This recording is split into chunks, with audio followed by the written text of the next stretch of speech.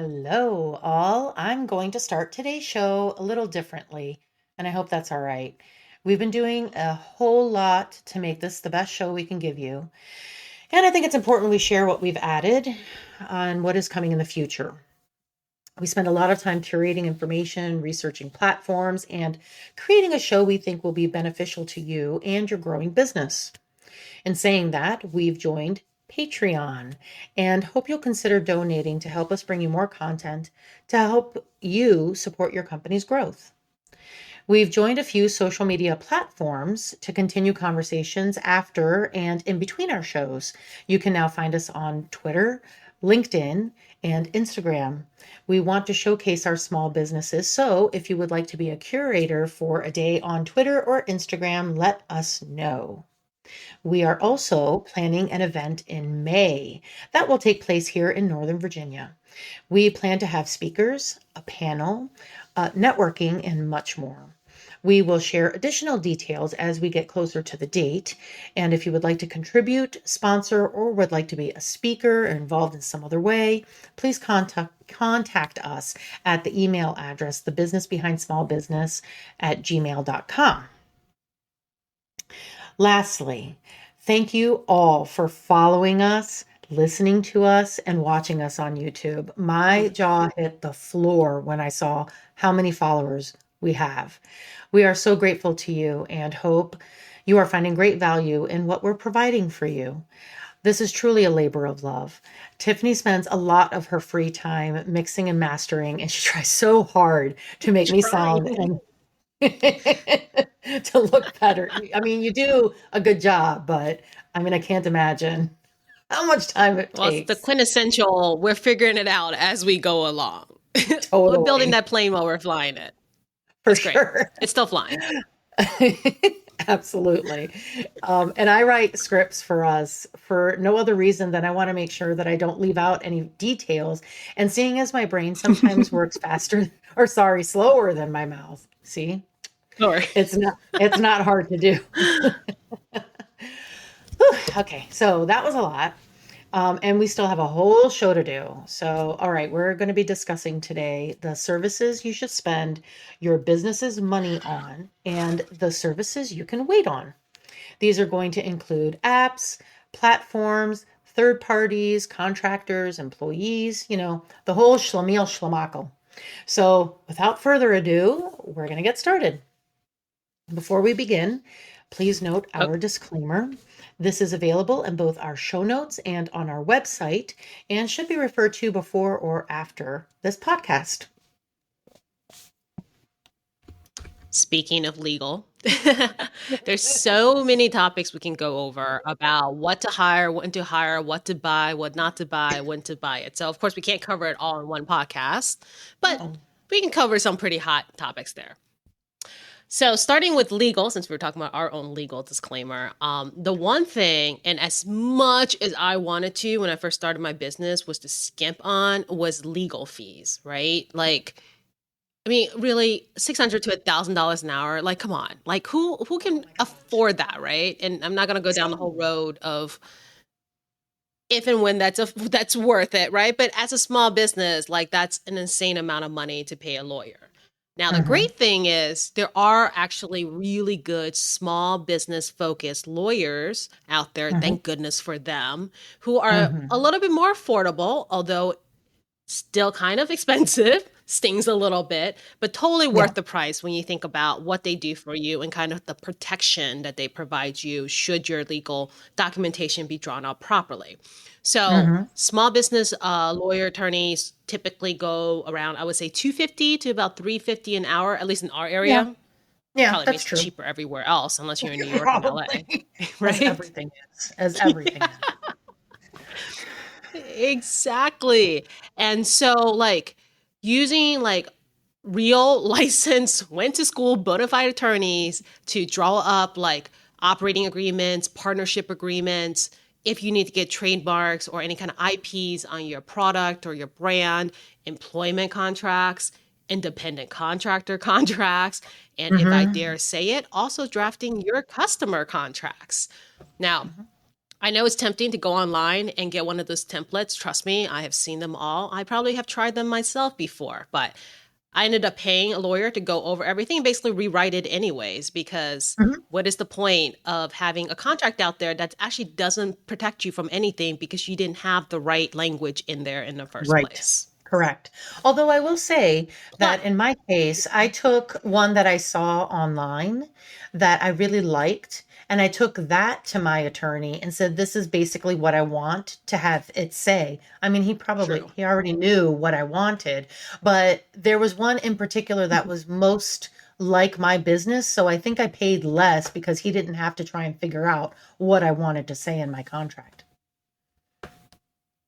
Well, I think it is helpful to, use a template if you don't know what you want, right? So have Right. some kind of basis so you're not walking in, like you said, and say, hey, start over. Yes. I will admit that when I first started my business, I just kind of tapped in on really good friends who actually had lawyers draw up their contracts so I can just copy those to start with. Hmm. But I did end up getting my own lawyer to look through my contract, put in the right language that I felt like was important after I Hmm. understood how business is done in my industry and for my business. And I would say that's needed from day one. So just consider it as part of doing business. This is the one thing Yep. that you just don't want to be cheap about. Absolutely. Okay, so then the other thing I was thinking about it was sales and marketing. So websites, right? Unfortunately, these days, I feel like you can't get away with having a business and no website. Like that's the number one thing people do is they Google you and they go, "Are you legit or not?" Depending on one, if you have a website, and two, does that website even look credible? Hmm. Now, the great thing is, although custom built websites are very expensive, there's a lot of software out there these days that can allow you to do like easy, like one pager, even landing pages, just as a temporary website until you get your feet wet and you're bringing in some money so you can actually pay for a better website. So I Hmm. personally have used both Wix and Squarespace. I Hmm. know there's WordPress out there, but I'm not tech savvy enough to figure out WordPress on my own. I tried, it just didn't make sense to me. But with Wix and Squarespace, I'm able to draw up like a website within like a day using one of their templates. And they typically run about $20 to $40 a month. So it's not the most extravagant cost, but I think it's well worthwhile, especially if you're trying to get customers and you want customers to find you on the internet and check you out and, feel like that you're a trustworthy person to do business with. Yes. Now, on the same line of marketing, let's talk about content marketing. Now, do you really need this from day one? Probably. Do you need to pay for it? Probably not. Let's just be honest. You have a little bit of time on your hands when you're starting out. You don't really quite have customers yet. I would say that use that time wisely and put that into content marketing for yourself. I mean, these days, I know there's AI assisted like writing and whatnot. Sure, that could help. But regardless, the thing is, you need content marketing from the start. You may not need to pay for it from day one. Were you going to say something, Savannah? Yeah, I was going to say that the advantage of doing your own content marketing as well is that when you can afford to have someone else do it for you, they will have your history, an historical knowledge of what you want. Because if they don't know you Mm. and they don't have anything to go off of, you're probably going to end up spending a lot of time, wasting a lot of time trying to get them to understand what you want. So by you doing your own content marketing, they'll have a better understanding and know what kind of, key focuses to follow.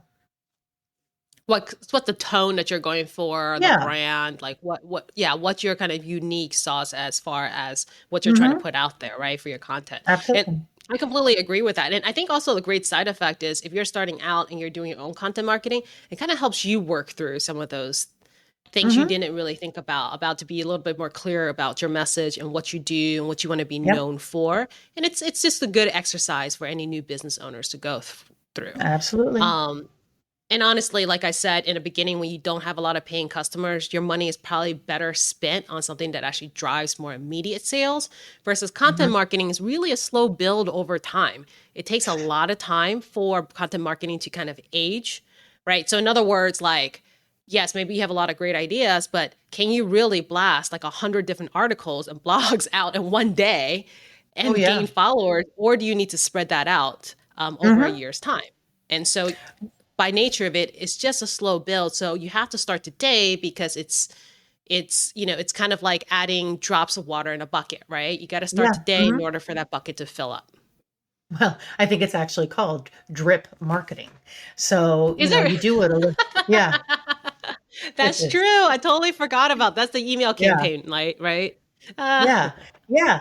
And you know what? And it's also really good for you to um your phone is in your hand. So it's that much easier for you to do your own content marketing until you can afford for somebody else to do it for you. So, yeah, it's called drip yeah, marketing. That's yeah. funny. Uh, No, no, okay, so what another was it? thing in Yeah. sales and marketing. Mhm. What'd Nothing. you Go say? on. Nothing. Go on. Okay.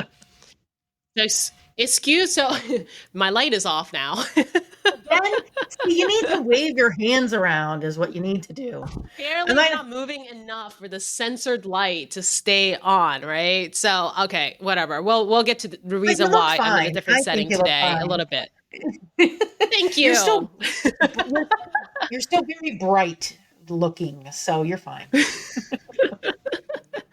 So, all right. So let's talk about more sales and marketing, right? Along the same lines, I think one thing you can wait on, which you will need eventually, is a CRM, also known as a Yeah. customer relationship management tool, Yeah. right? So, according to Salesforce, what a CRM is that it provides a central place where businesses can store all their customer and prospect data. They can kind of track the customer interactions and then share this information with like a team. So, if Mhm. you're a small team, it's yourself, maybe with your marketing agency, or if you have an in-house kind of a marketing team or a sales team, you can share the system with them. And so Mhm.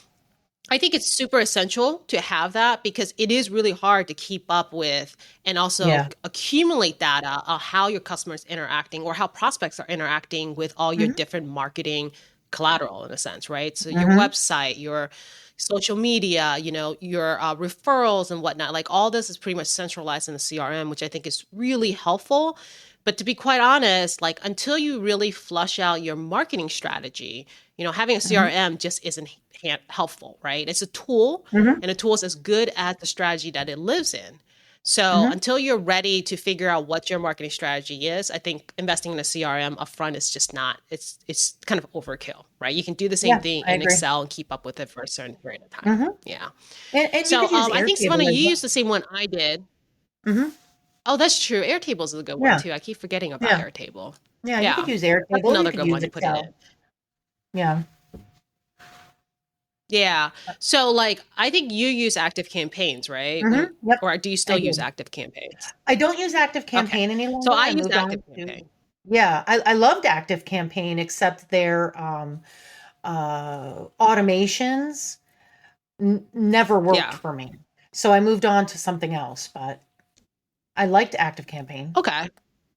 Mhm. Yeah, I just remember when I was going through with my marketing agency, they kind of provided a few options. An active campaign wasn't like the best out there, but it was good enough. It was a low cost option. It had just the right bells and whistles that really fit the budget and needs of a small business. And I think Yeah. it ran about, I mean, I went for the lowest package because I just didn't have, like, I didn't need all of it, but it went anywhere from like $30 to $150 a month. I pretty sure I went Mhm. with the $30 a month package in a sense. And it Mhm. just kind of helped manage all of our email campaigns, our drip campaigns, segregate Yep. our clients, our prospects, and be able to have a more focus, focused way of executing on our marketing strategy.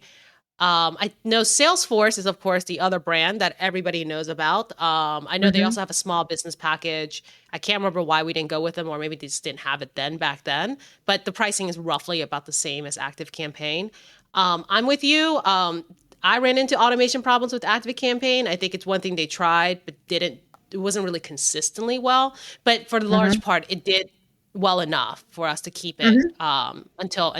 until my company sold, right? So, Mhm. but it's something to look forward to in the future. Definitely not something you need on day one. And again, I think the trigger is you being really clear as to what your marketing strategy is before you start investing in a $30-$40 a month software. Agreed.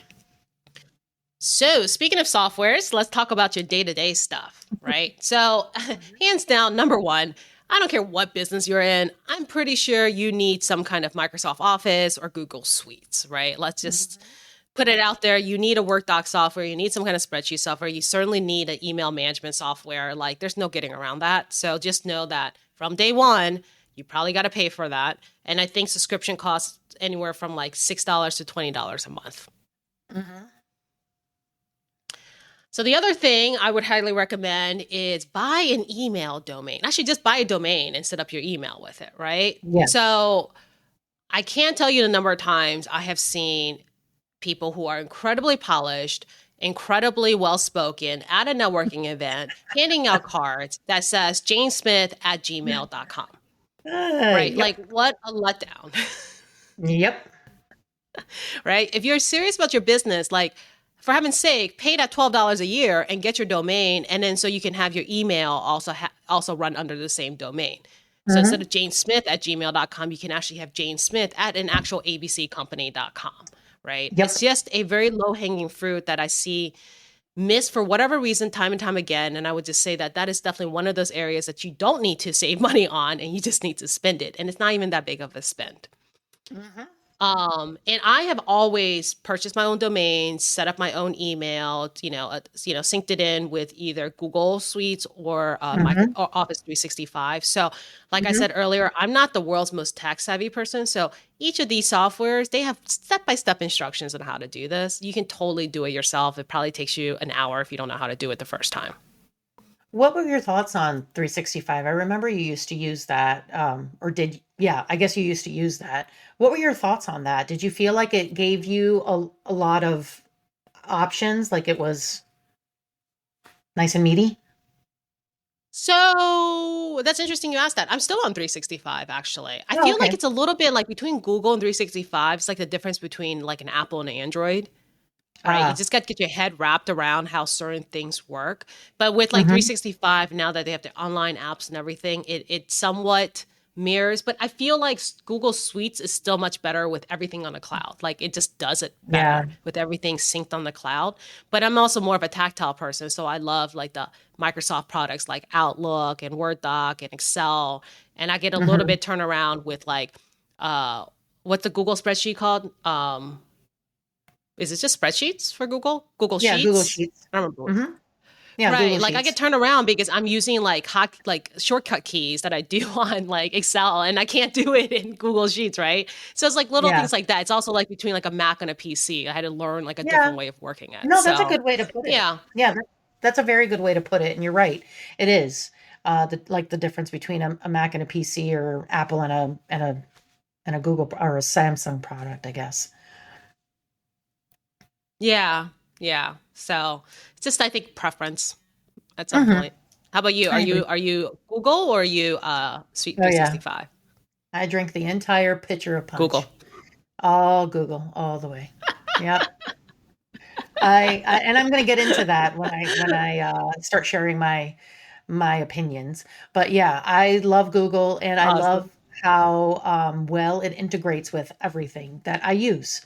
So, is it that it integrates really well with all the things Hmm. that I use, or did I choose the things that I use because of how well they integrate with Google? I don't know. To integrate that. What It came wasn't that. first?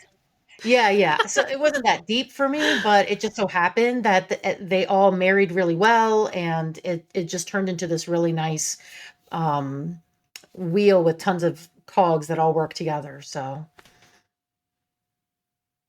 Well, I can't wait to hear that because I feel like between you and I, you are certainly much better at like figuring out the integrations of software and making that all flow together.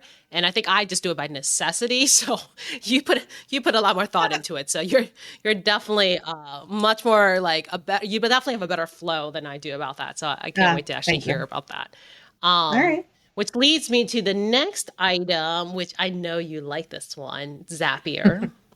I love Yes. Zapier. I really do. Oh yeah. Yep. I love Zapier. I discovered Zapier just I think only about a year or so ago, right? But I mean, come on, like brilliant. Who thought like to solve that issue of, I have five different software, none of them talks to each other. Well, let me put Zaps in it and now they all talk to each other. It's amazing. Mhm. Mhm. It's So, yes. So for brilliant. those of you out there who do not know, right? It's brilliant, right? So, and the great part is there's a wonderful free version that you don't have to pay for, Yes. and it works pretty well Absolutely. with most of the popular softwares. Yep. Yeah. So I mean, for those of you who haven't heard of Zapier, it's essentially that, right? It's kind of a low code, no code way of essentially bridging two applications so that you can actually have the two applications talk to each other or work together who seemingly don't have any built-in integration between the two.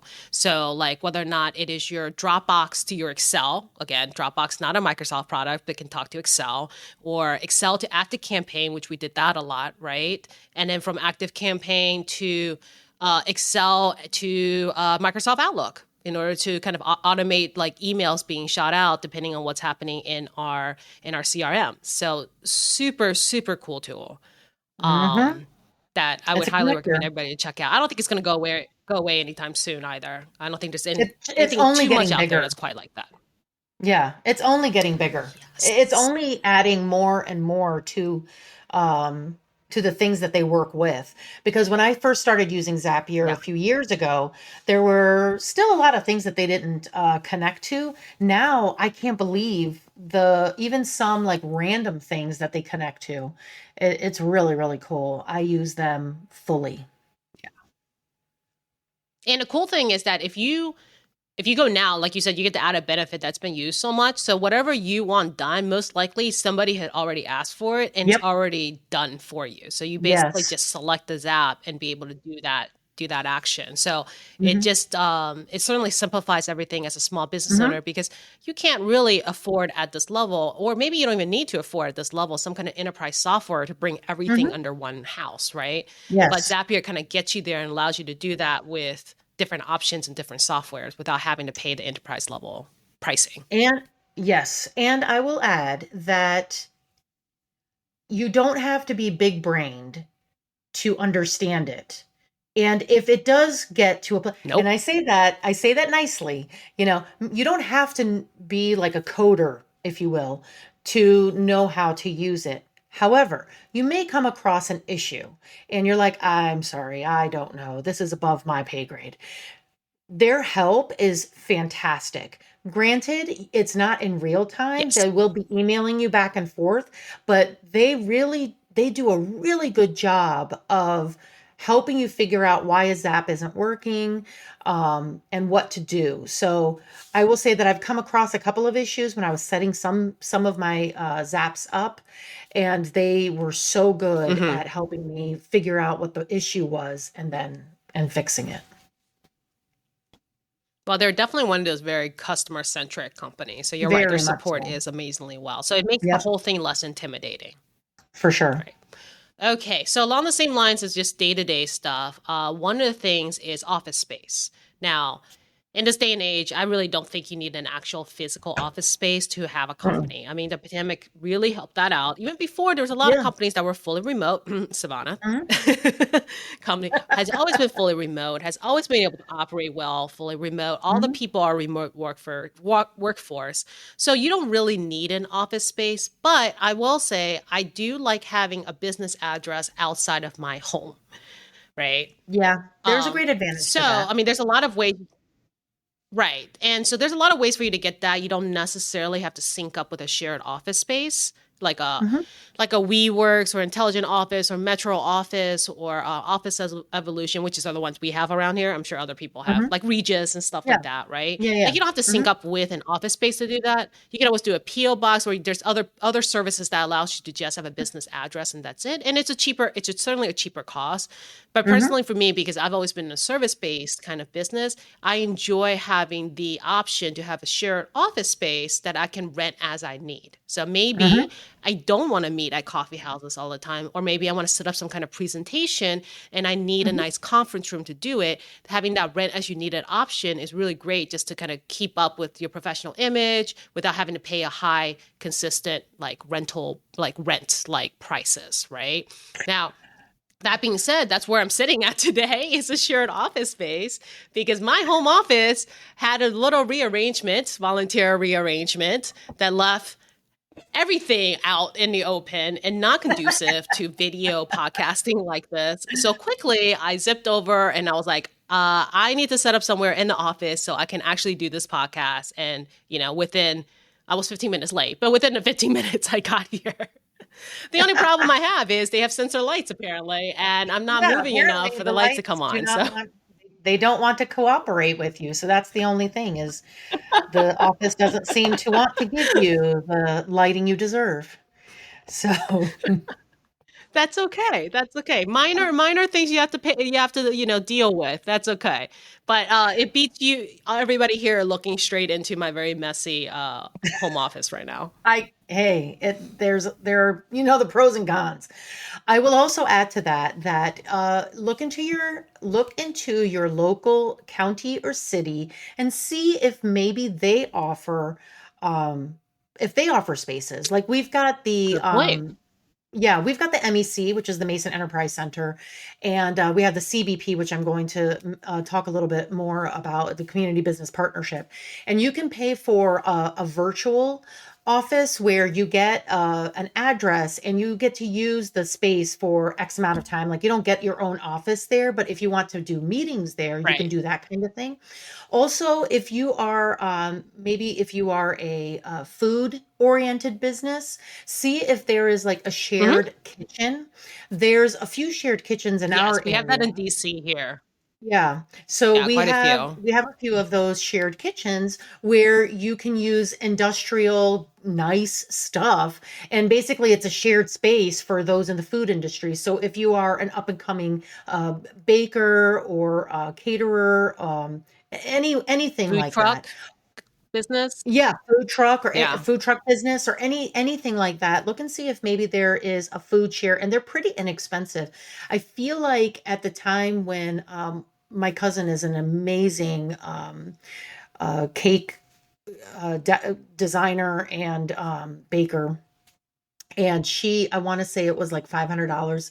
Um, yeah, $500 a month or something like that, which paid itself in like two cakes or three cakes Yeah. because she just makes these elaborate, beautiful cakes. And then also, if you are, some gyms will allow you to, if you are in, I'm just speaking to some other different services, industries that you might be in, Hmm. where they might allow you to rent out space for an hour to train if that's what your business is in. There are some local businesses also, if you make things that you sell on a retail level but you can't afford to have your own retail space. I know that in our area, because I work with some of those types of people, they will allow you to rent a certain section of their store to display your items. And we happen to have I think it's called the Workhouse. Um, it's a former prison in Lorton, and it's historical. It's Hmm. actually quite lovely. And you can rent a space, a small space. We also have Torpedo in Alexandria, Factory. Torpedo Factory, right?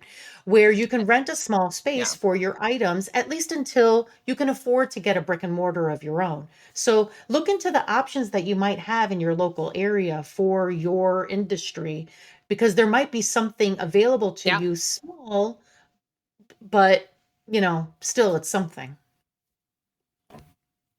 Well, Sorry, sometimes I it just helps to be completely out of your went house. And away. sometimes, yeah. And sometimes, like in your industry too, like you were saying with the food and the kitchen, the commercial grade kitchen, like a lot of that has to do also with like county regulations. Like if you have a Right. certain type of business, you can't be making this food at home in your home Yeah, kitchen.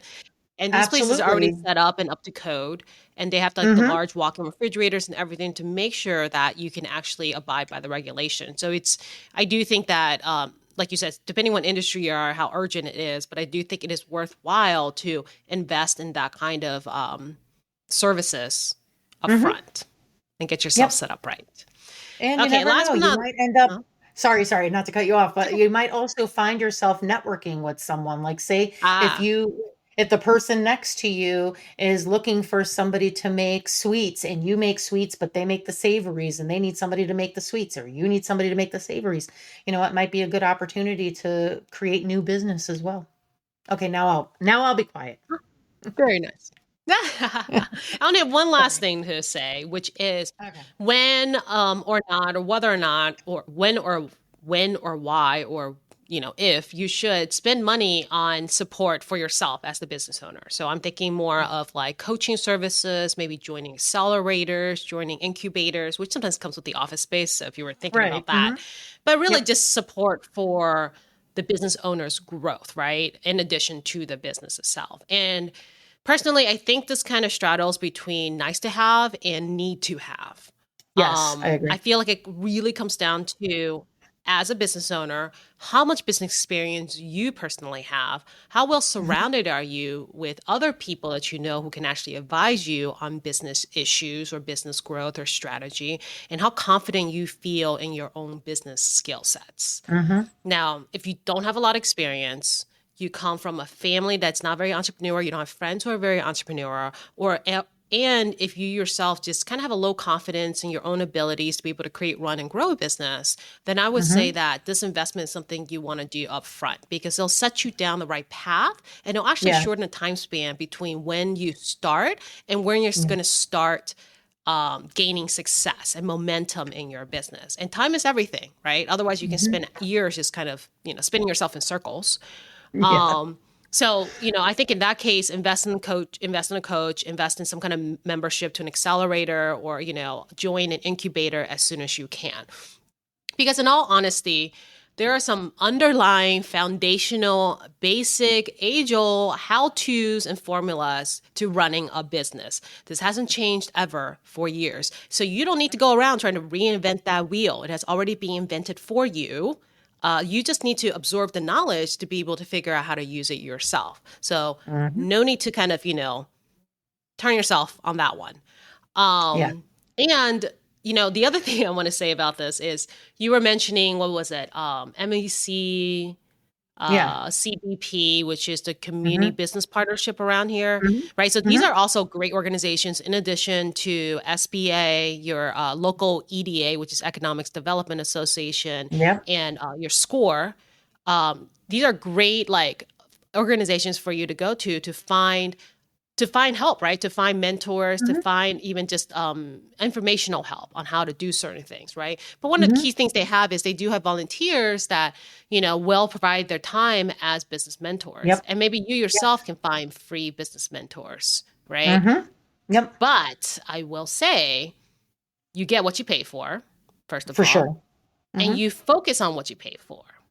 Yes. So you need to, like at this stage, like you want the attention and the focus that you need to achieve your goals, hopefully sooner rather than later because time is money.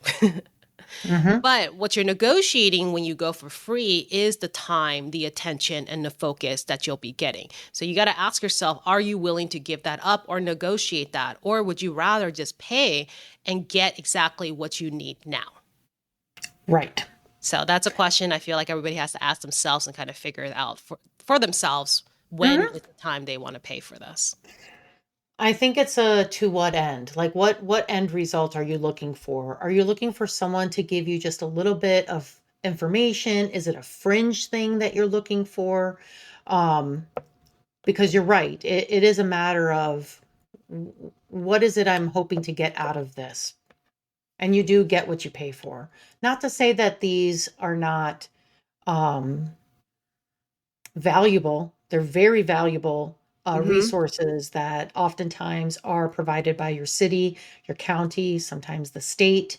But you should definitely do your own homework as well and know that if you are paying for someone like a business coach or something like that, their focus is going to be 100% on you as opposed to being someone who is sharing um, their perspective with you every now and then. And then the other thing that I wanted to add to what you were saying is don't discount what um, your college or the college that you went to might Mm. offer for you as well. So, because I'm right next to George Mason, I'm aware of what George Mason University offers. And they have a lot of programs and special offerings, I guess, for their alumni. And Yeah. one of the big things that they do is in the tech sector. And so if you have something that is technology based, SaaS, anything that is in that vicinity, plus they have a relationship with Amazon because of the Amazon World Headquarters, or rather headquarters that is here in Arlington.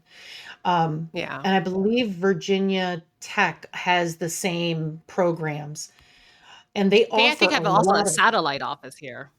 Yeah. So, yes, Yeah. exactly. So, there's a lot of opportunities if you went to either one of those schools, or maybe you have someone in Hmm. your family that went to one of those schools that you could take advantage Yeah. of, unless your school has some program that they can offer to you to help you with your business. So, Yeah. And these are all like, certainly like these are all the options you do have, right? And I think they fall into the mhm. free category because they're really Yeah, for here to help sure. promote entrepreneurship and they're valuable. They're very, Hmm. very good, right? Hmm. I think the question comes is just if you're getting exactly what you need and if you find that you're not getting exactly what you need when you need it, you know, Hmm. I would say strongly consider a paid option because like I said, you much rather want to shorten the runway to when you're going to hit momentum Yeah. and where you're going to start seeing some success in your business. Yep. Yep. I agree.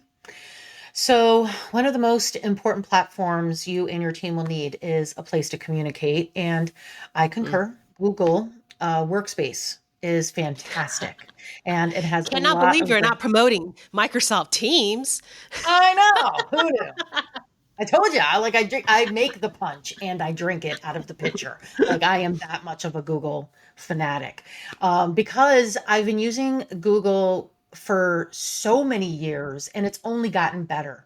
And it's made my life that much easier, which is why I am so like rah rah Google. Um, Even though they're so big brother, it's kind of creepy, but whatever. Anyway, it has a lot of great plugins for any kind of business that you have. If you invest in anything at all and can only afford one big spend, let it be this. You will be amazed by how many different platforms integrate with Workspace and vice versa. So, kind of like what I was saying is it that Google just happened to integrate really well with the platforms that I was using, or did I choose these platforms because they integrated really well with Google? I can't say because there has yet to be a platform that I have come across used even for a short period of time that didn't integrate really well with Google. Everyone knows how to use it as well. So if you grow a team, if you happen to be a team like mine, which is remote, you spend less time trying to train someone to use it. Or if you guys are even together, it doesn't matter. Um, Yeah. Everyone knows how to use Google. What is the Not cost every, for Workspace? I feel like it's, was it 12, 15, maybe $20 a month? I can't remember what it is. it's a per person. It's a per Oh, it's person a thing. license per person license. Got it. Yep. And they do run specials. So I had a special that was like a 3 year long special where it was $12 per person. Got But it. I pay for the like I pay for the bigger package, which I want to say after my 3 years, it goes up to $17 per person. Okay. But I'm using like all of the things. So you don't necessarily need all of the things. Um, so just know that it likely would be Yeah. $10. I think It's roughly that's, around the same for Office 365 per yeah, I person. It's want to about the say it. Yeah. same, yeah. I think they're all running about the same pricing. So it does add up, right? If you do have people on your team that you want to Yeah. be part of your license. So Hmm. certainly something to think about. But again, I think we're kind of recommending that this is too important for you not to spend on For sure, for sure. early Like I on said, too. if there's like one big spend, and it's not really even that big of a spend, but these are the things that we think you should be spending your money on, and a workspace is definitely one of them. So, and one of the free things that Google offers is a website. So you can either use this as an intranet, or you could use it as a public Hmm. facing website until you're able to afford something a little loftier. You can also use Google's boomerang model to schedule emails. I love it Ooh, I because, love you know, Boomerang in a it service-based is. industry. If nobody has ever heard of that, go check it out, Boomerang, right? I Mhm. love it when it was free. I know. And it was free for a long, long They were time. starting out. Nobody knew who they Mhm. were. There was this nifty Mhm. little software, and it worked with Microsoft as well. So we always use Microsoft, and there's a Oh, that's there's a awesome. add-in and stuff you can use. Now, at first it wasn't quite as functional as the Google one, but it became Mhm. that way. And then of course they started charging us. I'm like, dang it, it was free for I so long. know. But I it was know. so darn good that I was like, I'm gonna pay for it because I could not have this in our lives right now. All my staff Yep. used it. Like the ability, like you never know how much your life changes when you have the ability to schedule emails. I know. I know. Yep. Because there have been a few times when we had actually that's one of the things that we do. When we talk to a client and we're like, "Oh, we'll get back we're going to check in on you in a week or we're going to check in on you in about 2 weeks." We just schedule that email right then and there. So we don't forget about it because you will forget about it and it's great for client retention. Oh, and they also have reminders. So if you send out an email and the person doesn't get back to you, right, you can set like 3-day reminders. And the third day, you'll get a reminder from Boomerang saying, hey, Yes. so and so hasn't replied yet, which for us in our service based industry, being that follow up with our very busy business owners Mhm. is such Mhm. key and so helpful. They totally appreciate it, but it's impossible for one person to keep up with what you need to follow Yep. up with. So that's Mhm. amazing. Yeah. Yeah, and you can connect Boomerang to Zapier. Ah, Um, okay. Yeah. And my favorite now, it's through Boomerang. It's called Bookable. It's the calendar scheduler Oh, through that must be Boomerang. new. Okay. It's so cool. I love it. Um, I used to pay for Calendly, and no offense, no, I'm not knocking it. I've tried a couple of others as well. In my opinion, Bookable is hands down the best. I can add myself and anyone else on my team's calendar to one calendar so that a client can choose a time that's best for them. So what I mean is some when we meet with a client, especially a brand new one, it's usually myself, the manager, and the service provider. And instead of us saying, does this time work for you? Does this time work for you? Oh, yeah. The calendar will embed itself into the email and it will automatically show when the three of us coincidingly have free time. And it will say choose, choose, choose on the calendar where all three of us happen to be free. And all the client gets is here are the times that we are available. Please choose a time. Isn't That's that amazing? amazing. Yeah, that's really And cool. it is. And because Google and Zoom are related now, I don't know what their relationship is, but you can Recording automatically, each other, probably. I don't know. Maybe I dating, casual dating. listen, I eat the Zoom cookies and I drink the Google Punch. I am all about it. I got nothing to hide, except for my grace. Um, but like,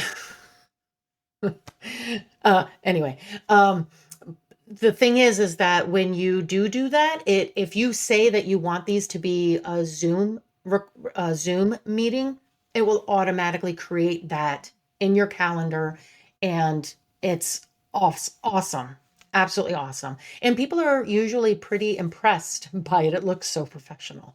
So I can put that calendar in any way that I want, or I can do it like the way you would with Calendly, where you can Yeah, say a 30-minute lock up times. exploratory or a catch up or whatever kind of way that the client wants to meet with you. So you can choose whatever kind of meeting you want it to be.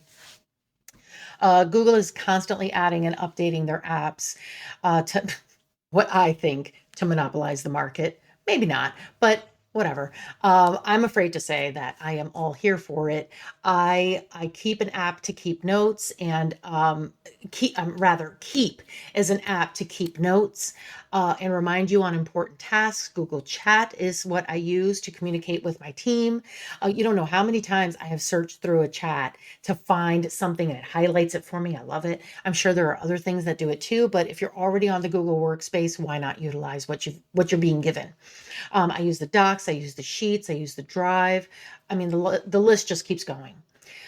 Speaking of lists, I recently discovered I feel like if Notion. I could hand you a cup of Kool-Aid, Google Yeah, Kool-Aid, it would be yep, very appropriate if I could hand it to you through totally. the Hand me screen. the straw. Just drinking it up.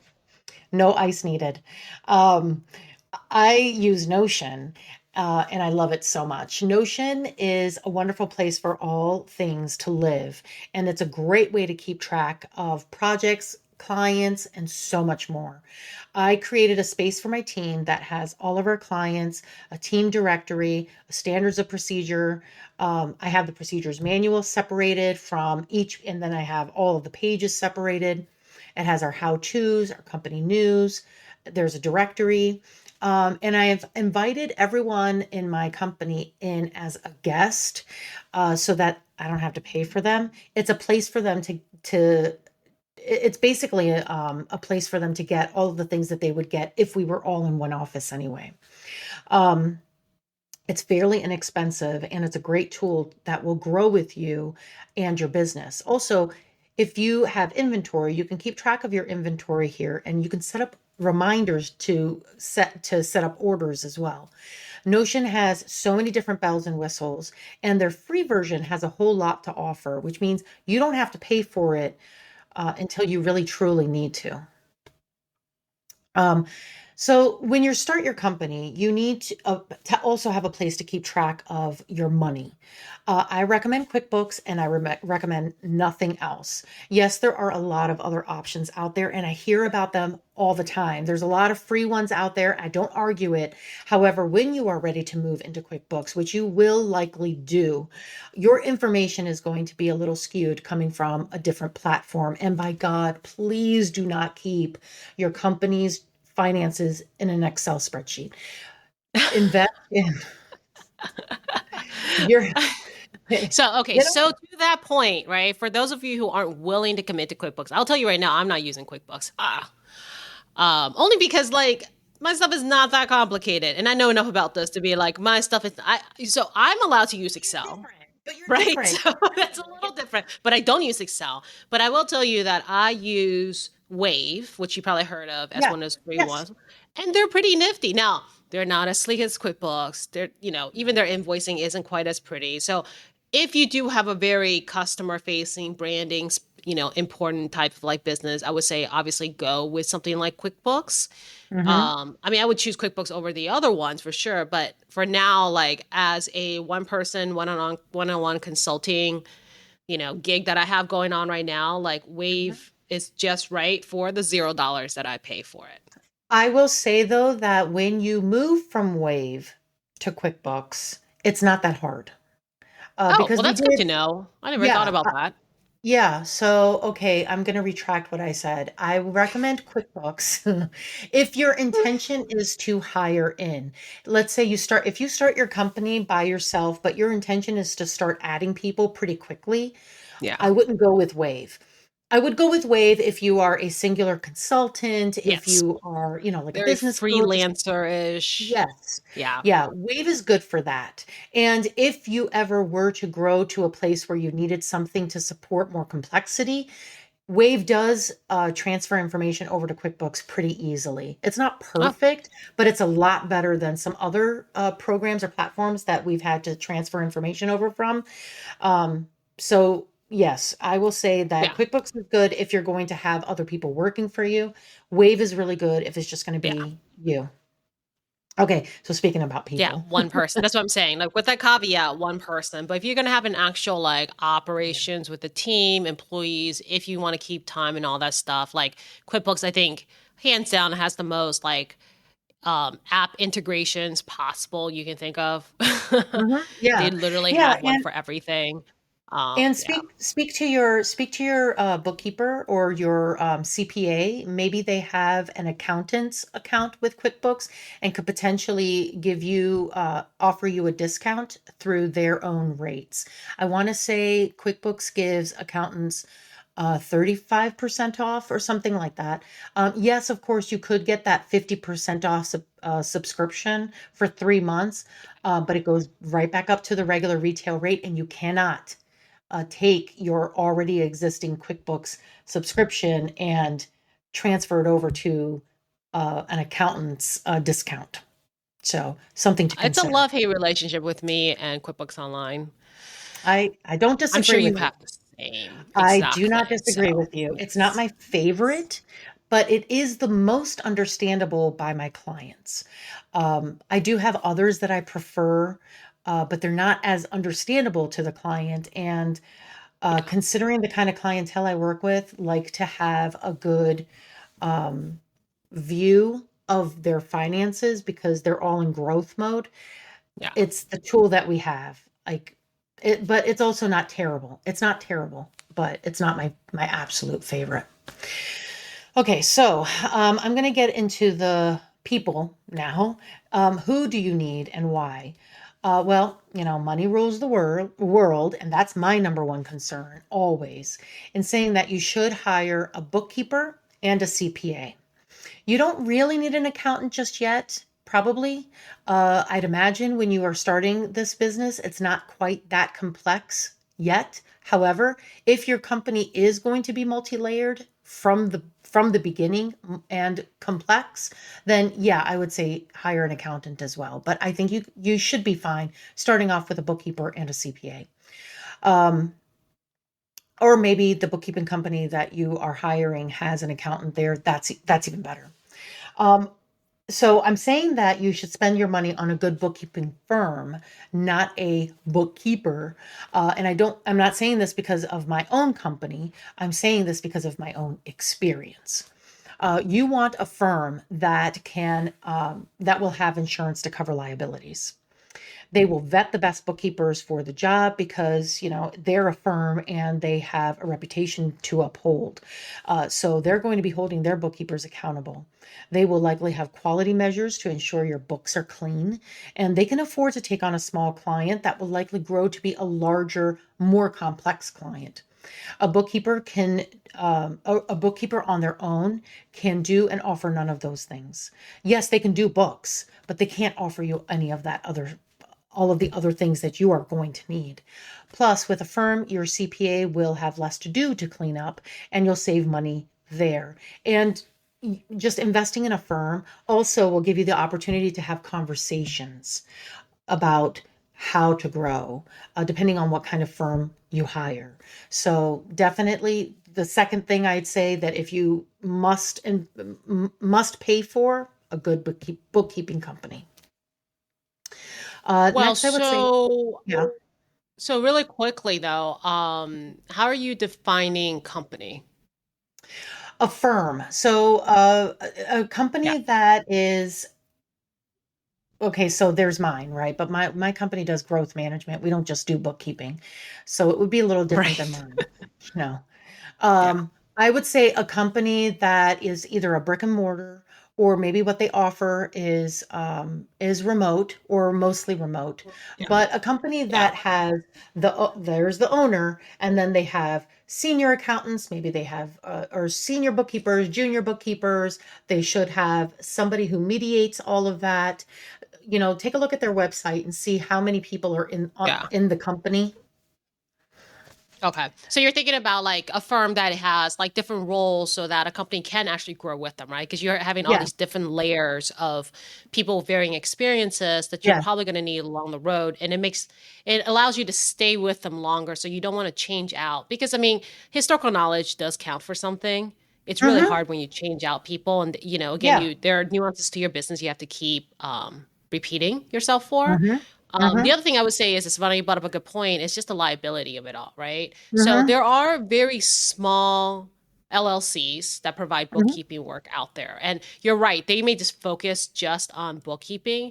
And if for whatever reason that's the type you're looking for, then I would say go along the lines of what Savannah was saying is they should be incorporated of some kind, Yes. LLC, and they should have insurance, right? Mhm. So they should have And you some kind should of be asking professional them. insurance, right? Errors Mhm. and omission insurance. And that's also things that, I mean, I would say would define the difference between just a freelance bookkeeper who's like a sole proprietor versus Yeah. an actual incorporated company, which is what I think you're advising that our listeners Yes. should go for. Is the ones that are, fully like supported by all of the things a business should be, insurance wise, liability wise, and whatnot. Mhm.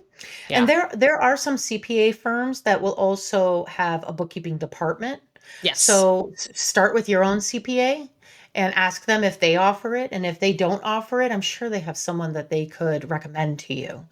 Um, but that would be where I would start. Got it. Next, I would go with hiring an admin or an intern, probably an intern before an admin. But go with your gut, if you will.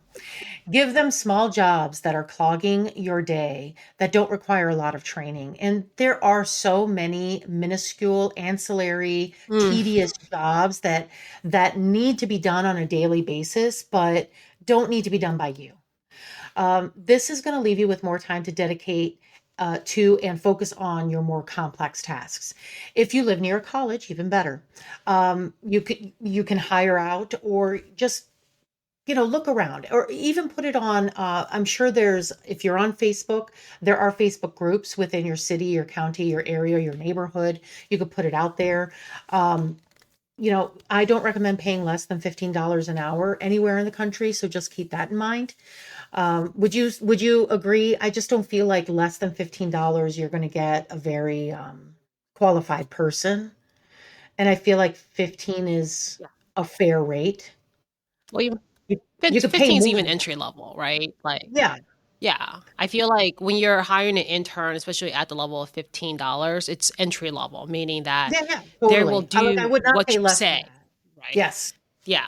They will do what you say. They're Mhm. not going to know what to do until you actually give them the guidance and Agreed. also the list of what to do. It's a lot of directing on your end, but that's what you get for Yeah. $15, right? An hour. Yeah. So, I kind of feel like it's like a babysitter. Like, that there's just a rate you should not go below.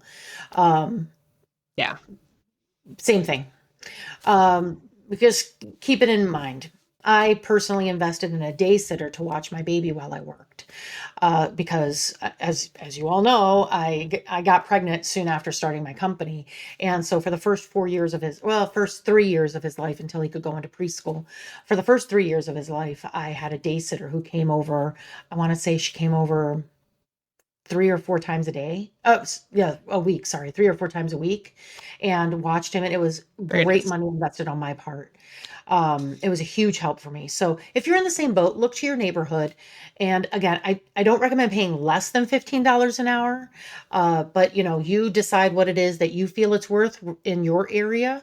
It's going to help you so much in return. Now, I'm going to go back to Google.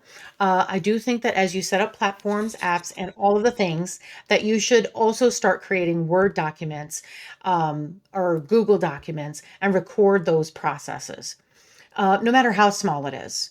That's likely one of my bigger Mhm. regrets in not having written processes until much later in the life of my company.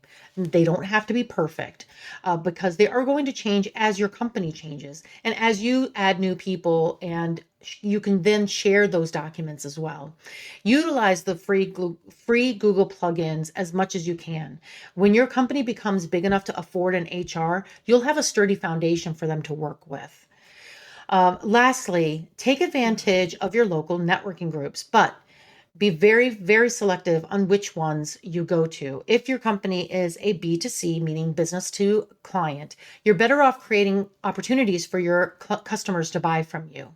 If your company is a B2B, meaning business to business, then join an event or two that costs money, because the more serious businesses are going to be there. And is heavy on the kind of businesses your business does business with. So for me, that would be That's true. CPAs, M&As, CFOs, and the like. Avoid those catch-all networking groups. Most of the Hmm. people there don't really know what networking is, and it's going to be a huge waste of time, because it's kind of like the difference between shooting fish in a barrel and shooting fish in an ocean. So, Well, I think if you're starting out and you have never, this is your first business, you don't like, you're really new to everything. I think those general groups are great for you to go and practice your own pitch and practice your own sales, like just to, get your feet yeah. wet and actually get some live feedback from people you're talking to. But like Mhm. Savannah, like you're saying, like at some point, if you're really going to use these networking events as a marketing and sales tool, then it is much more beneficial to go to events that are already exclusive to the people that you want to speak with. And that typically comes with some kind of paid entry fee, right? That's kind of your Yeah. registration fee. But it is Mhm. worthwhile because you'll be spending your time with people you should be spending your time with versus Mhm. trying to, part the seas with a whole bunch of people who you probably aren't going to be able Right. to help your business, and vice versa. You probably won't be able to give them value either. Mhm. Okay, so in saying that, I want to kind of segue into our point counterpoint, and we might not counterpoint. We might be on the same page with this, We agree with but everything. I know it sucks that we can't really because we're always like, yeah, you're right. You're right. So we can never like really truly counterpoint one another because we always convince each other to align. It's anyway, so I wonder what your thoughts are on joining a local chamber when you first start your company, what value you think it may bring, if any at all. Or because I feel like in this area, especially, people tend to start a business, join the chamber, or start a business Yeah. and join one of those larger national networking groups that, Hmm. and then sometimes they just stay there, but you're like, why are you still here after 15 years? If you're complaining about not getting any work, and they're like, yeah, well, I kind of like doing this. So, you know, Mm. I learned very quickly what would work and would not work for me. Okay, I'm not going to say very quickly. It wasn't very quickly. It was very slowly. It was very slowly. So for our listeners who are and Yeah. watchers, for them when they're just starting out their company, whether it be B2C, B2B, remote, or brick and mortar, what are your opinions on joining a group Yeah. right out the gate? Yeah. Are we talking about chambers specifically or just any kind of networking group? Let's talk about chambers and Chambers let's talk about specifically, yeah. any kind of networking group. Yeah. So the interesting thing about chambers is, so I'm learning, is not all chambers are built the same, right? A Hmm. lot of it's driven by, because chambers are local, right? It's a local Yep. county or a local city that you have a chamber in, or it's like grouped together by some, like I know we have like the Asian American chamber here. I think we have the Black chamber here too. Like, there's also Hmm. another way to group chambers, but none of them are built the same. There is no one size fit all with how chambers are run. And so Yep. that means you also get a lot of different chambers. It's like you have a lot of different businesses. Yeah. Um, so I find that it is helpful that, even if it is local to you, you may want to join a chamber that is more centric to your industry, Hmm. right? So if you are, maybe you're a brick and mortar business, maybe you're a retail business, right? And the area you're in is also full of boutique brick and mortar businesses, then I would say that chamber is probably a pretty good chamber for you to join, because one, you're among people who understand what your business is. You're among people who are part of the city that, oftentimes chambers influence policy for your area. So, you know that you're with the right people who are looking out for your business and really gets you and can help you actually grow. So I wouldn't say, like, if you're a brick mortar business like that, should you join a chamber that's largely full of professional service people or Hmm. IT, tech forward innovators in those sense, because it's just, it's like water and oil, right? Hmm. There's not much you can do for each other. Um, Right. for the most part, if you are in a business consumer type of business, I would Hmm. say that most chambers you can probably do pretty well in, depending on what you're Yeah. selling. But for the most part, Yeah. I feel like business consumer, you can kind of go anywhere. I think if you're a business to business, you have to be really selective, because otherwise you will end up wasting time. Hmm. Um, and then for the larger general networking groups, oh man, I don't know. Depends on what day you ask me, I feel like. Again, it depends on the makeup and the feel and who's in it, who's in the leadership, and how they're driving the actual organization, right? Like sometimes if you don't agree with their philosophy, don't join them. If they only But want to it's meet hard at to 7 o'clock in the because morning and you do not want to wake up at 7, don't join them. yeah, but so many of them, if not all of them, only allow you to show up or rather be a guest twice. How can you really know what a group is going to be like if you only get to Then don't, visit them? like, if you're not feeling it and you don't feel like it's worth the investment, don't join it. I don't know. I just think that it's such a hit or miss. I feel like I still haven't figured out the formula of being able to tell about our Hmm. group from a couple meetings. And honestly, I feel like they all kind of run with the same template. So I don't really know how that actually differs, or it comes with different results when you're all running with the same template. So I don't know. I guess I'm maybe a little bit of a loner at heart, possibly, or I just like to create my own group of people. But that's what I'm saying. Like, oh, depends on what day you ask me. Yeah, well, I guess this is a good segue to the raw truth. This is our new segment, Ah, and I are promise you going to counterpoint me on that at all? Or no, we agree on that one too. perhaps, perhaps, but we do. Okay, no, Okay, let's segue to the raw truth. Let's see. Here's yours first. I want to hear this now. okay. We're segueing to the raw truth, right? Or do you want to hear what my thoughts are? Yeah. Because my thoughts are pretty much the same as yours. Um, the raw Oh, truth. I thought that the raw truth was like we're about to hear your point as well as your Oh, experience. Let's okay. combine Well, it then all in one. I'll backpedal, and I will give you what my because I pretty much agree with you. I feel like if there is a chamber that's even, you know, two counties away that fits you and your company better, I'd say join that. Is it a requirement to the success of your business? Absolutely not. No. Do you need to join a networking group for the success of your business? Absolutely not. Don't feel like you need to join anything. Um, there are a lot of people who subscribe to the belief that you have to join something in order for your company to do well. I can tell you from my own experience that I didn't have to join anything really for the success of my company. But what I did do was I spent a lot of time going to different networking events. Now, our segment, The Raw Truth, is where I will talk a little bit about what I do regret about those networking events. What I did learn is that the ones that, and why I mentioned you should only go to the ones that you pay for, is because those people that pay for it, may it be, sometimes they're $35, $50, $60. It's not generally more than that, at least not in this area. Is that you're going to find people who are more serious about their business. Those free events are going to have every straggler there. And not that those aren't important as well. Maybe it's a good place for you to practice your 30-second pitch. Maybe it's a good place for you to get used to hobnobbing, if you will. But it's not going to be the place where you're going to find the best clientele that will propel your company into the stratosphere. It's not going to happen. Yeah. Um, so I have a love-hate relationship with networking groups myself.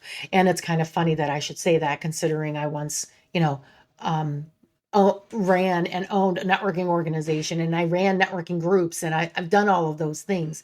But looking back on it, I don't know that they hold the weight that organic marketing holds, whether or not you are a service-based in the service-based industry. So I guess I'm Hmm. kind of counterpoint and I'm kind of point with you. Well, as you Uh, know, my needle, I guess my viewpoint of like, I mean, my networking organization viewpoint, I don't think has changed very much. I haven't seen any kind of networking groups that I feel like has really like, well, okay, no, I take that back. I suppose there has been a couple that has been different, right? But then they're not, they don't really build themselves as a networking group, right? They're yeah. usually more like membership based and like, those kind of circles, which are very different than pure networking groups. So my love hate relationship is really with networking groups versus like the membership, Yeah. it's membership types of like organizations and such. Um, but then of course my meter about chambers have changed only recently. But I mean, I've been through quite a few chambers and again, it depends on the fit. Typically, Mm-hmm. a lot of and well, the pandemic also I think the pandemic also just obliterated really bad It chambers, to be quite honest. totally, yes, absolutely. It totally Right. changed So like, it totally changed the conversation of how yeah. they even get members. Yeah. So like good chambers are very protective of their membership. The Hmm. idea is chambers are supposed to create business opportunities, right? So that's why they create events and they create Yep. networking like basically opportunities for you to be able to meet with people. And if the chamber is really active, then they also themselves look out for you and help you make connections with other members that you may not meet because not every member shows up to every single event, but they're Yeah. creating those opportunities for you. So that's what I feel like you should expect from chambers. And then, of course, there's the policy side of things too, right? So if they are clued in with like their city councils and whatnot, then they also influence policy, which is also really good for the small business in the area. And I Mm-hmm. think that makes up a really active chamber and a really good Yeah. one. Now, just the problem is not all chambers are like that, right? Right.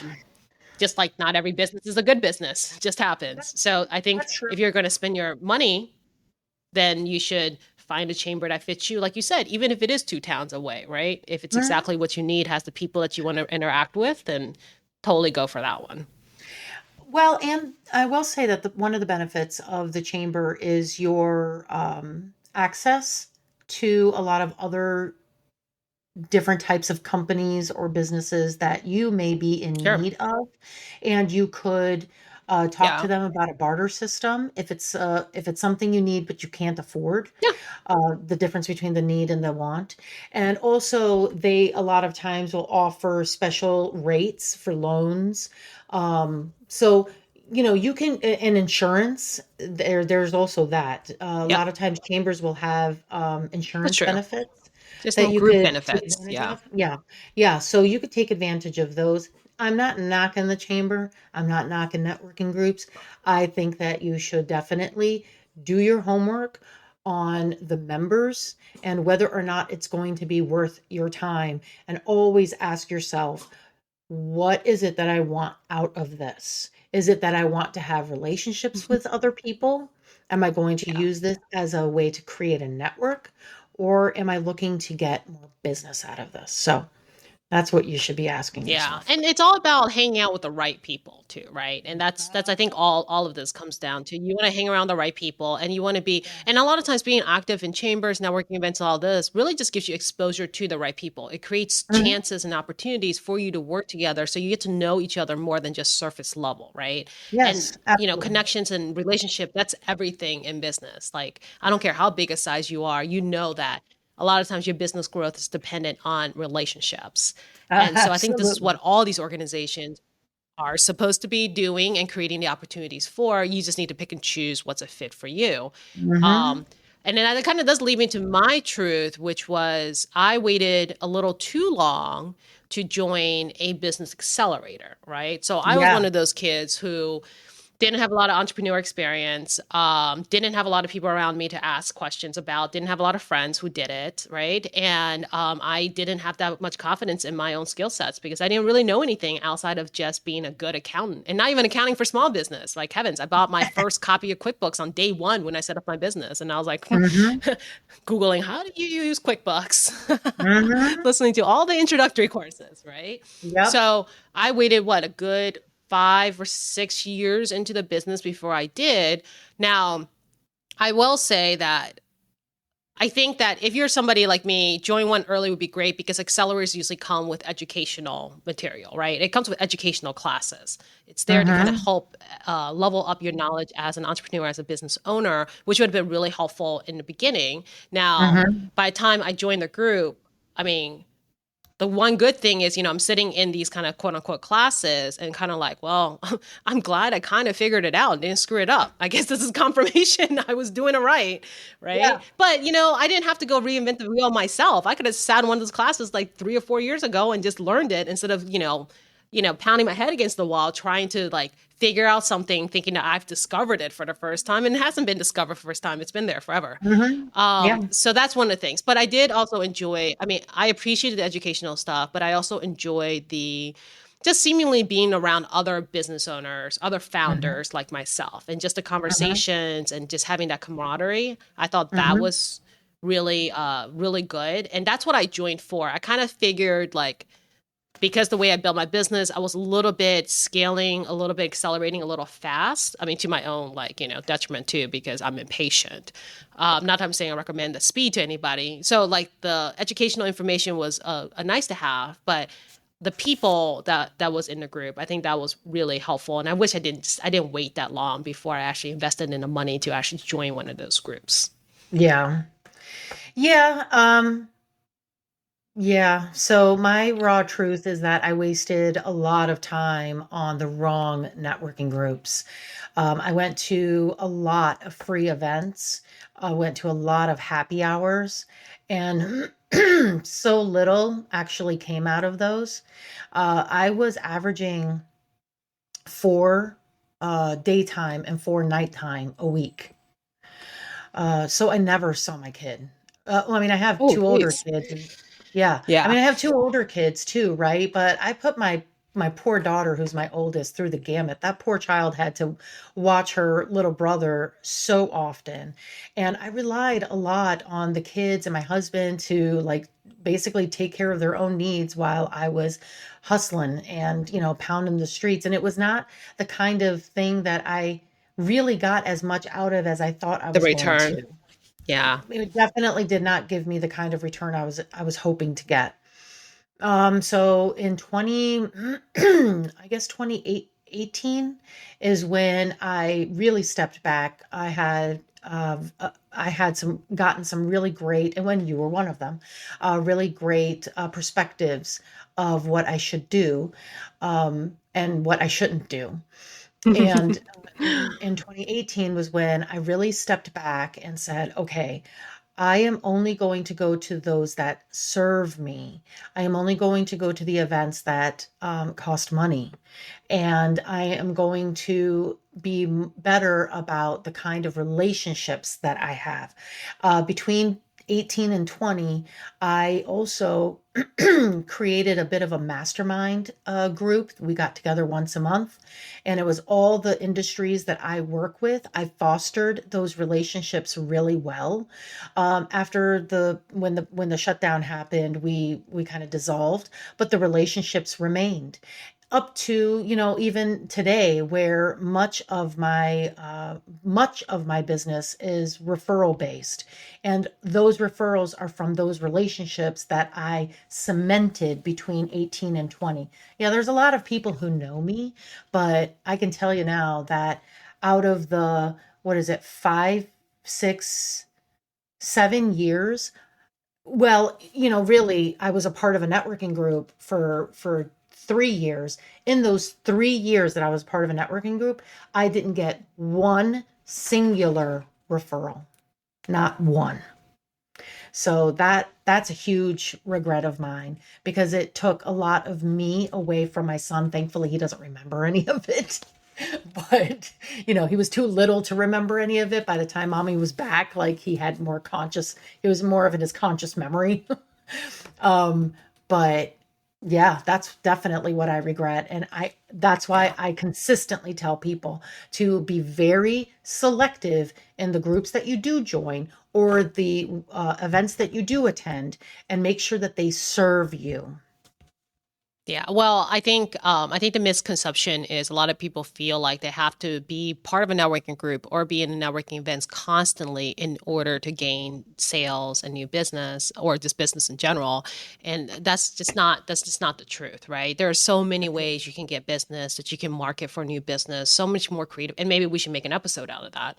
Uh, Yeah, actually, that's a great idea. We should make an episode of that. So we we can talk about should. all the different ways to really think about, like, it's not just one way. It's not just face to face. It's not just referrals, and it's not also just solely like ads either. There's a Hmm. lot of different avenues now Yeah. that people can really consider, even when you're starting a new business that's low cost. Like, Hmm. it's just your time, because that's all you have as a new business owner, your time. So Yeah.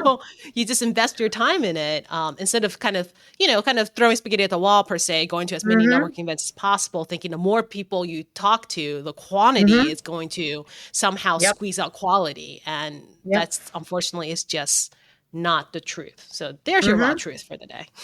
Yeah.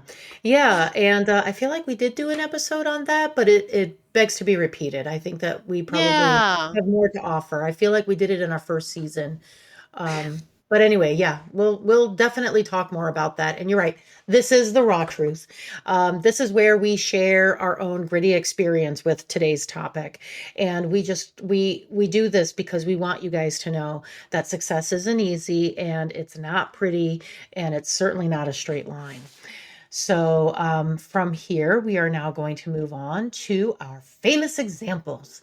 So, in each episode, we like to connect a famous example to our discussion to help you relate our talking points on a more global or well recognized scale. Sometimes we use exact examples of either famous persons or successful businesses or business owners of today or in history. And sometimes we use examples of people who inspire us and have inspired today's discussion.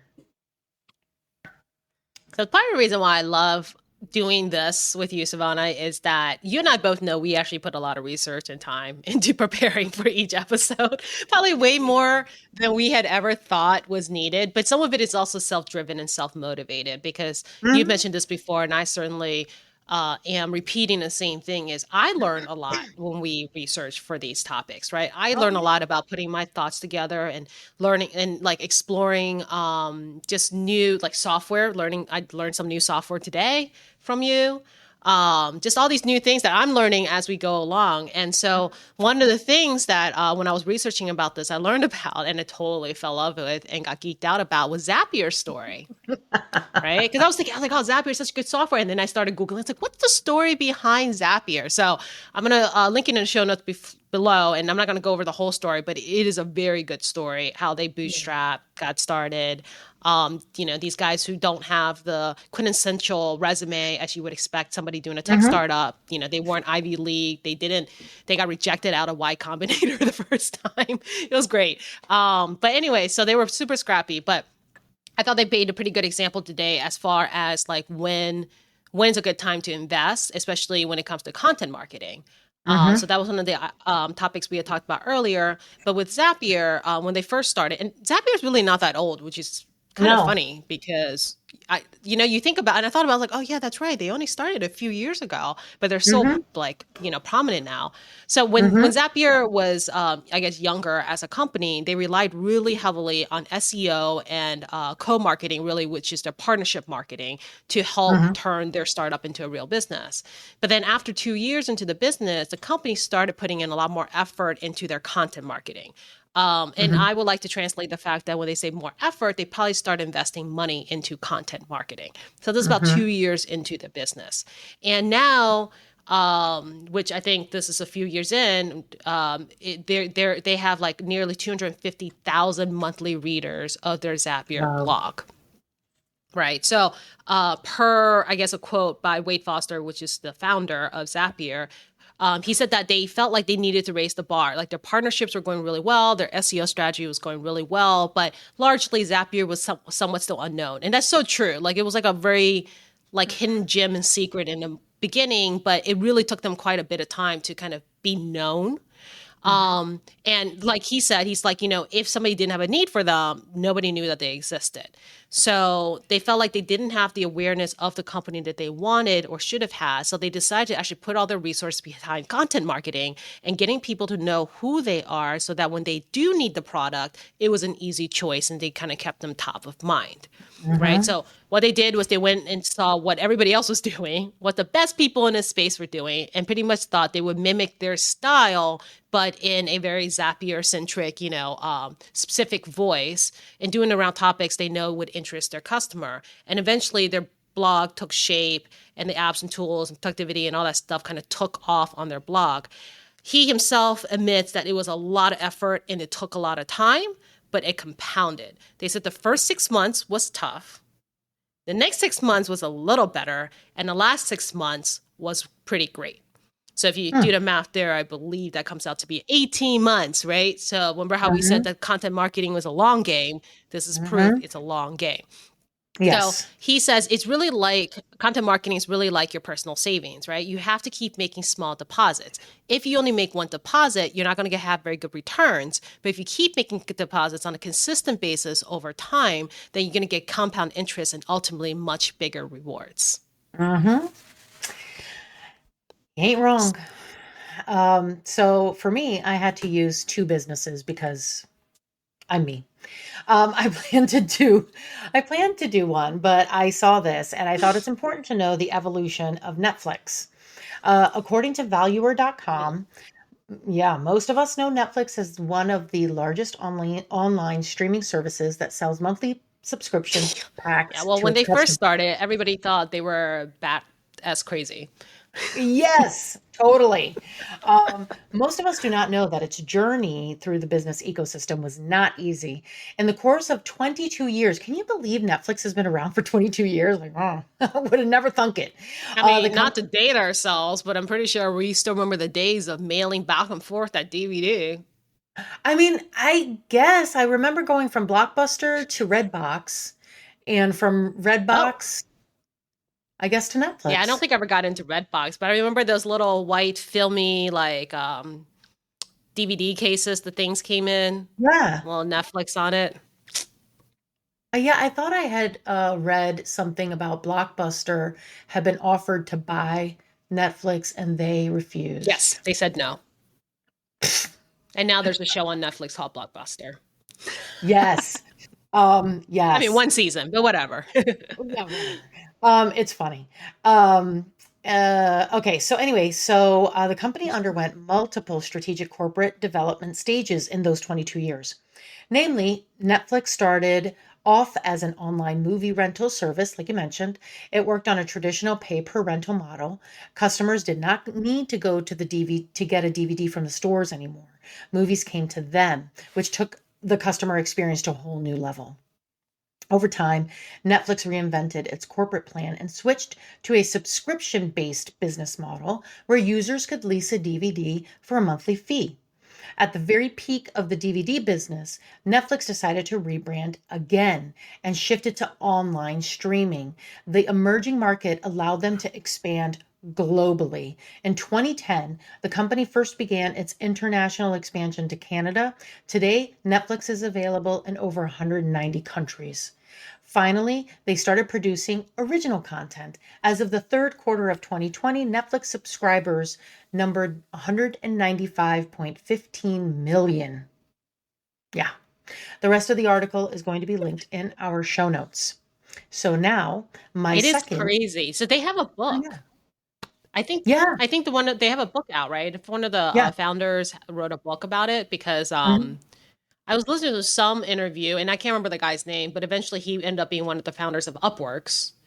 But before he found Upworks, in between, like, of I think he was at a failed startup, like not his startup, but he was part of a startup that failed. So he was kind of in between, and he knew one of the guys from Netflix, and Netflix was Mhm. starting up, and they had reached out to him and said, "Hey, would you like to join our company?" Who's like 5 people then, right, doing this Mhm. thing, and he was like looking at the model, going, yeah, this is never gonna work, Yeah. right?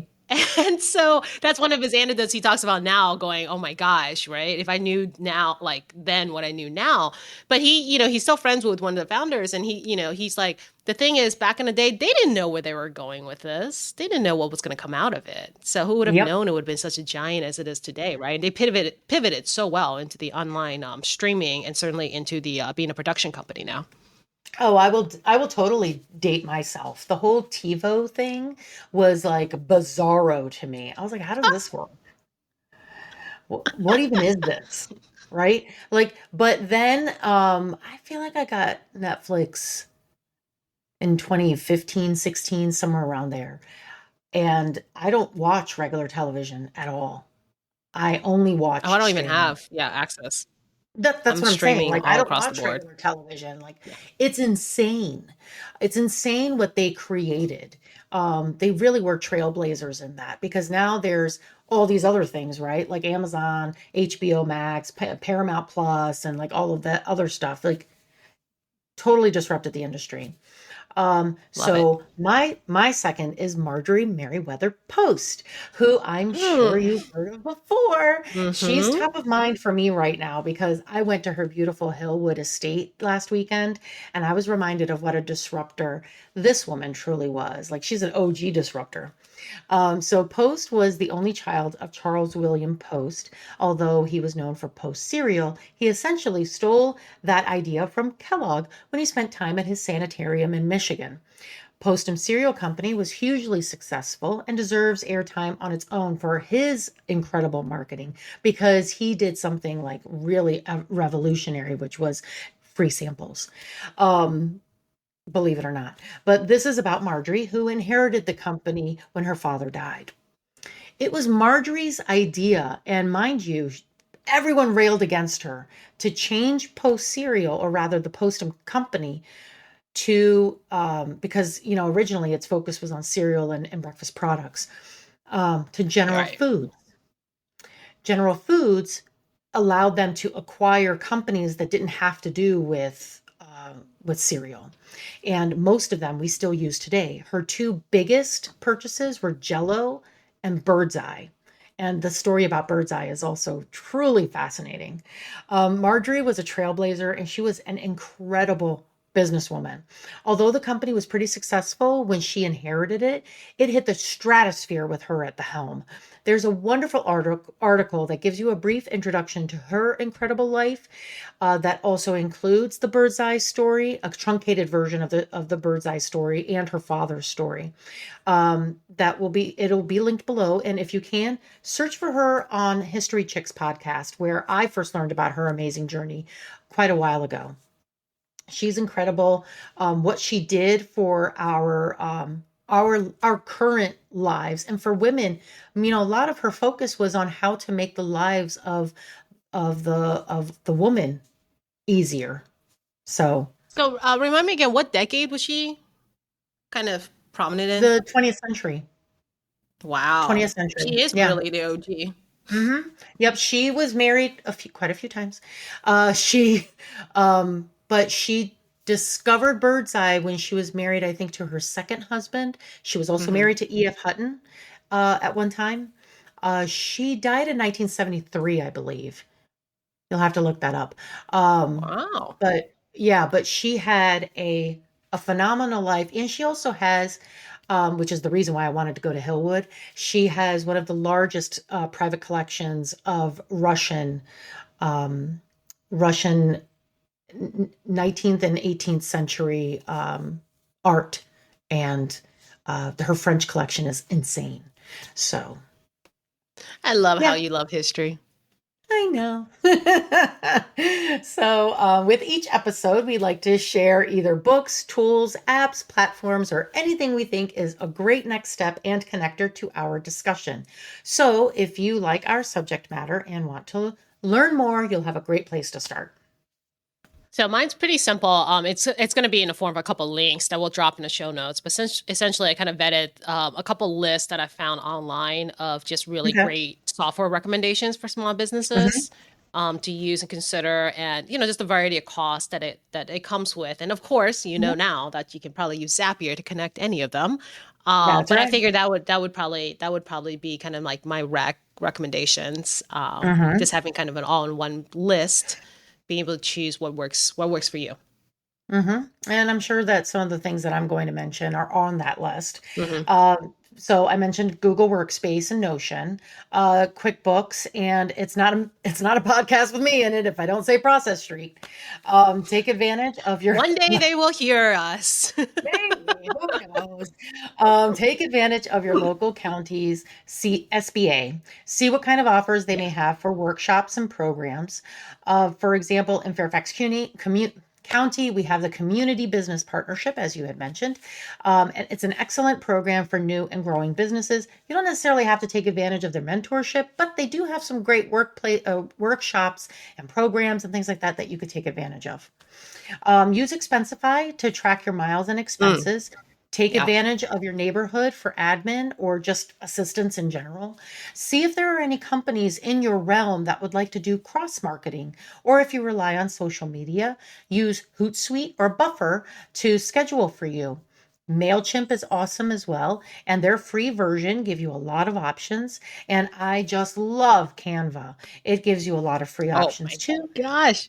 Yes, Canva Isn't makes me that, look so yeah, good right? all the time. People are like, "You're so creative. How do you make all this?" And I was like, Yeah. "Not without Canva, I can't make this." Totally, totally. It's so easy to use, and their free options are just like Yeah. you don't have to buy or It's a great way become. to make your own marketing collateral. A lot of your own marketing Absolutely. collateral. Most of Absolutely. all of mine comes out of Canva. You don't have to be an artsy person at all. They take No. away a lot of the difficult challenging of like matching colors and styles and stuff. Like it's all kind of done for you. And yeah, Mhm. I think you'll. Yeah, I'm so glad you bought that up. I just used it last week. I completely forgot about that. I love Canva. And just I mean there are a lot of options. So we are on LinkedIn, we are on Instagram. You can continue this conversation with us. You could always email us and of course support us on Patreon as well. As Tiffany had mentioned and I mentioned earlier, we do spend a lot of time on procuring and curating this content for you. And Mhm. if we and there's so many more things that we want to do, but frankly, it costs a lot of money.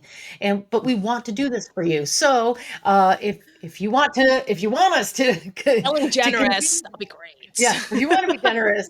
And we would love to give you the opportunity of a sponsorship, an opportunity for commercial space or anything else. We'd love to talk with you, so please reach out to us Especially and for our let's. upcoming in-person event in Tyson's Corner, Tyson's, Virginia, pretty much. I Yes. think it's probably largely going to be around this area too. Like we do Yep. expect a in-person crowd to be here, just kind of pulling on both you and I's own network, which our Yes. network is pretty big around Yeah. here, just from the years Hmm. we've been in business, and then just also Yeah.